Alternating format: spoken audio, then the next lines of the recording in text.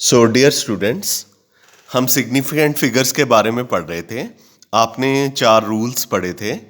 तो अब हमने उसमें एडिशन और सब्सट्रैक्शन की कैलकुलेशंस करनी है कि एडिशन और सब्सट्रैक्शन के सम कैसे किए जाते हैं। तो सबसे पहले मेरे पास एडिशन कैलकुलेशन है। तो इसमें क्या है कि जो इसका रूल है, एडिशन और सब्सट्रैक्शन दोनों के लिए सेम एप्लीकेबल होता है। तो इस रूल में कहा गया कि जब आप 2 या 3 टर्म्स को ऐड करते हो तो आपका जो आंसर आता है, एक आंसर होता है एक्चुअल सम, ठीक है, एक होता है रिपोर्टेड सम। जो एक्चुअल सम होता है उसको आंसर नहीं कहते, जो रिपोर्टेड सम होता है उसे आंसर कहते हैं। अब ये रिपोर्टेड सम क्या होता है? रिपोर्टेड सम में जो डेसिमल के बाद फिगर्स हैं वो उतनी ही होंगी जितनी की एडिशन की जो टर्म्स हैं उसमें कोई ऐसी टर्म होगी जिसमें डेसिमल के बाद मिनिमम नंबर ऑफ फिगर्स हैं। जैसे फॉर एग्जांपल आपको एडिशन करनी है 4 डेसिमल 523 प्लस 2.3 प्लस 6 डेसिमल 24। तो आप देखिए कि जो फर्स्ट है 4 डेसिमल 523, इसमें डेसिमल के बाद कितनी फिगर्स हैं? 3।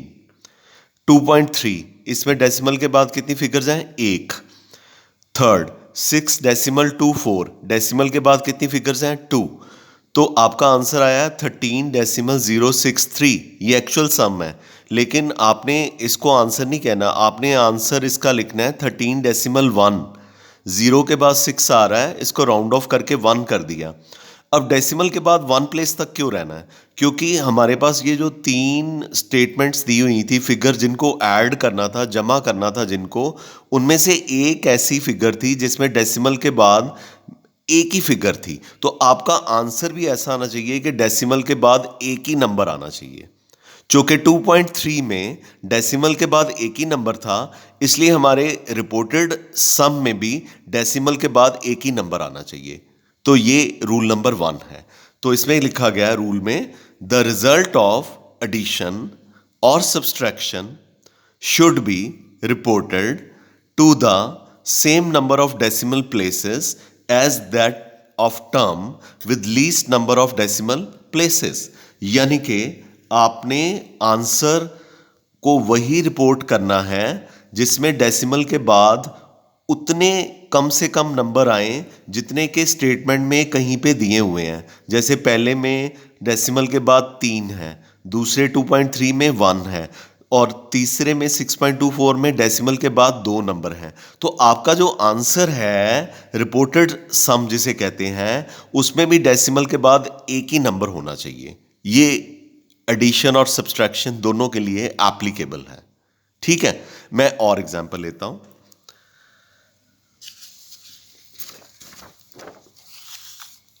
सेकंड एग्जांपल, इसमें है 7 डेसिमल 621, 6 डेसिमल 243, 1 डेसिमल 020। तो सब में डेसिमल के बाद 3 फिगर्स हैं, 1 2 3। इसमें भी 1 2 3, पहली वाली में भी डेसिमल के बाद 1 2 3। तो आपका ऐड करने के बाद कैलकुलेटर से, हाथ से, आंसर है 14 डेसिमल 884। तो ये एक्चुअल सम है। पर इसका जो रिपोर्टेड सम है या आंसर जो है वो भी सेम होगा। क्यों? क्योंकि यहां पे भी डेसिमल के बाद आपको 3 ही फिगर्स मिल रहे हैं, और जो स्टेटमेंट दी गई थी उसमें सारी स्टेटमेंट्स में डेसिमल के बाद 3 ही फिगर्स थे। इसलिए हमारा एक्चुअल सम और रिपोर्टेड सम इस केस में क्या है? सेम है। Got it? क्लियर है? अगर सपोज करो यहां पे होता 7.62, डेसिमल के बाद 2 ही फिगर्स होते, तो फिर हमारा आंसर पता क्या होना था? 14.88। फिर ये 4 नहीं लिखना था हमने, ठीक है। तो चूंकि इसमें सारे के सारे जो सम्स हैं जिनको ऐड किया गया है उनमें डेसिमल के बाद 3 ही हैं, 3 ही फिगर्स हैं डेसिमल के बाद, इसलिए हमारे रिपोर्टेड सम में भी डेसिमल के बाद 3 ही फिगर्स आ रही हैं। ये सेकंड एग्जाम्पल है। आई एम श्योर कि ये आपको अच्छे से क्लियर हो गई होगी। अब एक और एग्जाम्पल लेते हैं। इसमें एग्जैक्ट नंबर है। तो इसमें जो ऐड करने वाली टर्म्स हैं, एक है 154.2 डेसिमल के बाद एक नंबर, दूसरी टर्म है 6.1 डेसिमल के बाद एक नंबर, लेकिन जो तीसरी टर्म है 23 ये एग्जैक्ट नंबर है, होल नंबर है, कोई डेसिमल नहीं। तो आपका जो इनको तीनों को ऐड करके आंसर तो आया 183.3, जिसे कि एक्चुअल सम कहते हैं, लेकिन ये आपने रिपोर्ट नहीं करना। आपने जो आंसर रिपोर्ट करना है वो भी एग्जैक्ट नंबर में रिपोर्ट करना है, यानी 183.3 की बजाय आपको क्या लिखना चाहिए, 183। ये आपका रिपोर्टेड सम होगा और ये आपका क्या होगा, आंसर। क्लियर है? तो सब्सट्रैक्शन के सम्स भी ऐसे ही करने हैं, जैसे एडिशन के करने हैं वैसे ही सब्सट्रैक्शन के करने हैं। ठीक है, मैं एक आधी एग्जांपल आपको सब्सट्रैक्शन की भी दे देता हूं।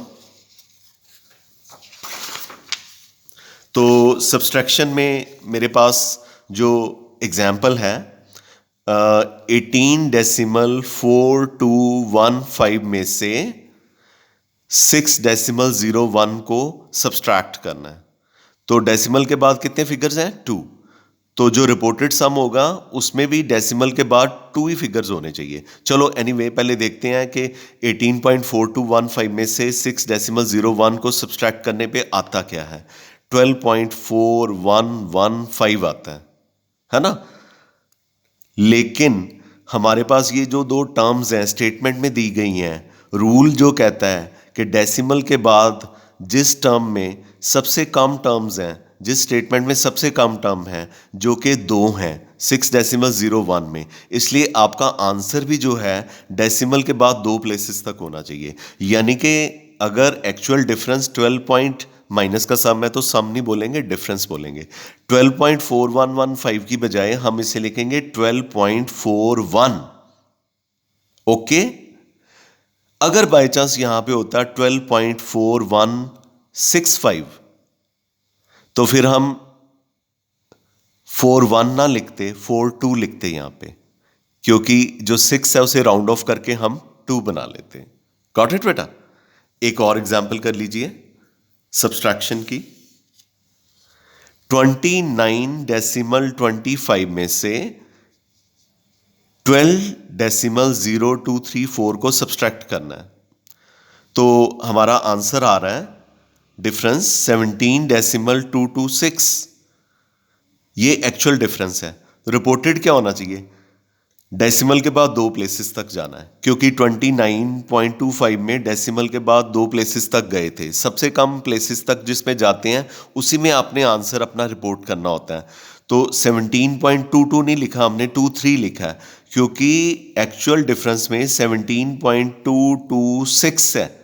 तो राउंड ऑफ करके इसको 23 कर दीजिए। समझ लग गई? तो ये सब्सट्रैक्शन के सम है। अब मल्टीप्लिकेशन पे आ जाते हैं।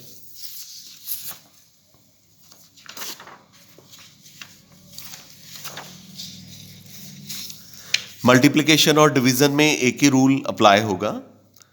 तो इसमें 4.327 को 2.8 से मल्टीप्लाई किया है, जो आप कैलकुलेट करके देखोगे मल्टीप्लिकेशन के बाद आंसर आएगा या रिपोर्टेड प्रोडक्ट आएगा 12.1156।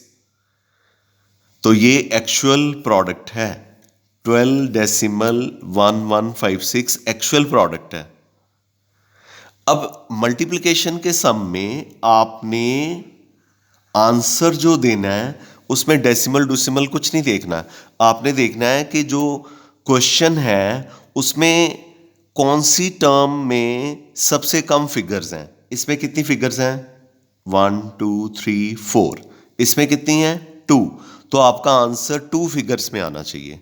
तो आपका आया कितना है प्रोडक्ट, एक्चुअली 12.1156। तो आपने 12.1156 का 1156 जो है उसको नहीं कंसिडर करना, और आंसर आपने जो रिपोर्ट करना है वो कितना रिपोर्ट करना है, 12 रिपोर्ट करना है। ठीक है बच्चे?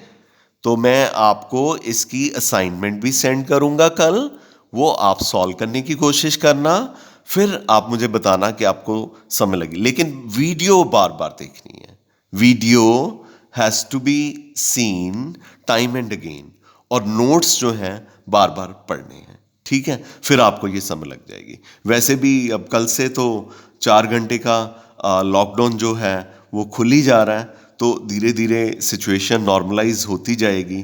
तो अगले 10, 12, 15 दिनों में मेरे ख्याल से हम शायद मोस्ट प्रॉब्ली, भगवान करे ऐसा हो, हम आपस में मिल भी सकेंगे। Okay, thank you very much, good day.